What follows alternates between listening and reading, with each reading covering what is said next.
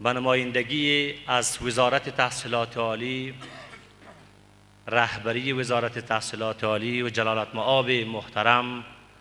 پوهاند دکتر عبیدالله عبید، وزیر محترم تحصیلات عالی افغانستان، این روز خجسته را بر همه شما و ملت افغانستان تبریک عرض می کنم. از جناب محترم دکتر سیب سنگدل، جنرال سیب سنگدل و همکاران محترمشان در مؤسسه تحصیلات عالی دنیا هم تشکر می کنیم که فرصت خوبی را برای آینده افغانستان فراهم کردن و انشاءالله که با اهتمام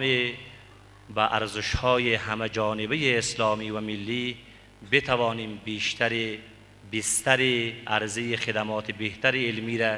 برای جوانان افغانستان فراهم کنیم تا از این طریق توانسته باشیم